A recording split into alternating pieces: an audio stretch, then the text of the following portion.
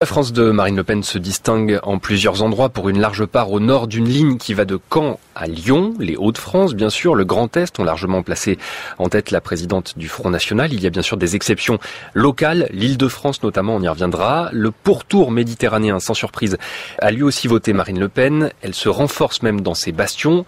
Au niveau national, dans 12 départements, elle obtient plus de 30% dès le premier tour. C'est le cas des Pyrénées-Orientales, du Nord, de l'Aisne ou des Ardennes notamment. La France d'Emmanuel Macron a quasiment, sans surprise, l'exact inverse des faibles scores dans les Hauts-de-France, le Sud-Est, le Grand Est, assez puissant sur toute la façade ouest et dans le massif central, Corrèze, Puy-de-Dôme, Aveyron. Emmanuel Macron est au-dessus de 30% dans 3 départements seulement en métropole, en Ille-et-Vilaine et 2 départements d'Île-de-France, Paris et les Hauts-de-Seine. La France de Jean-Luc Mélenchon se peint davantage en pointillé. Elle correspond aux héritages locaux de départements historiquement plus à gauche. Jean-Luc Mélenchon dépasse les 20% dans le Nord, dans les Cévennes, là encore à l'ouest du Massif central.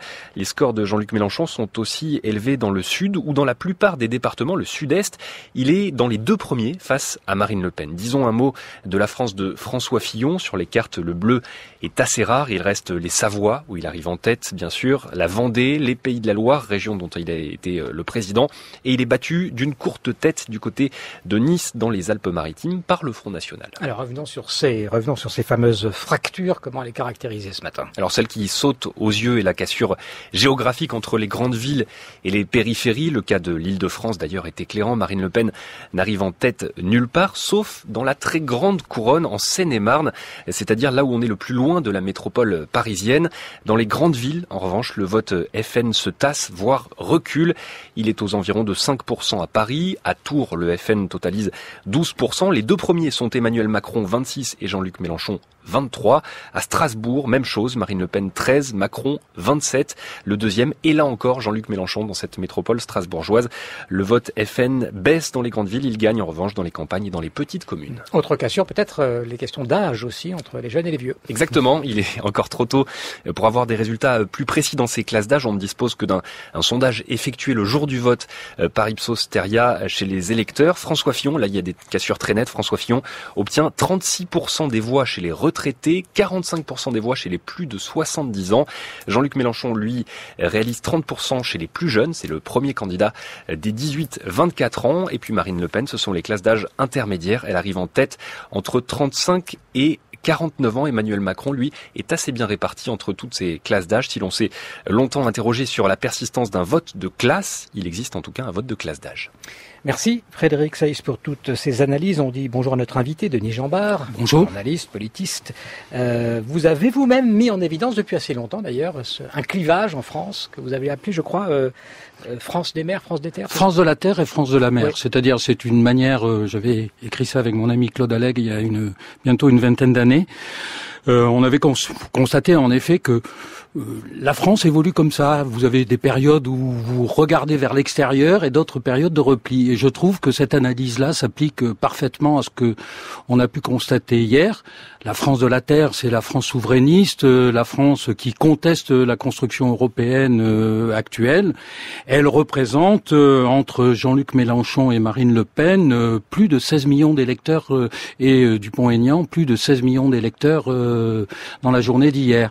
La France de la mer, celle qui accepte au fond la construction européenne, veut la modifier mais veut la poursuivre, eh bien c'est la France de Emmanuel Macron naturellement, aussi de François Fillon et pour partie de Benoît Hamon. Elle représente près de 18 millions d'électeurs. Et cette France-là, on l'a déjà... 18 contre 16, donc c'est ça. Hein 18 contre 16. 18 contre 16. Mais cette France-là, on l'a vu aussi surgir en réalité en 2005 à propos du référendum sur la Constitution européenne. À ce moment-là, parce qu'il n'y avait pas d'enjeu lepéniste, pas d'enjeu d'extrême droite, elle a pris le dessus. Donc elle est là, elle existe.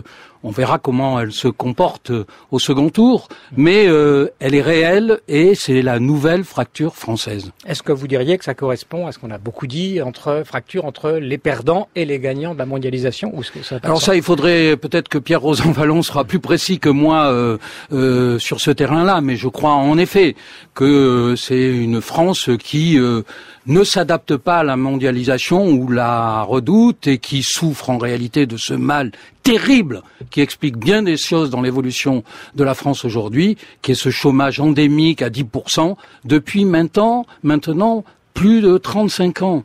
C'est aussi l'une des clés de cette élection. Alors vous avez envoyé la balle dans les pieds de Pierre Rosanvallon qui est dans ce studio.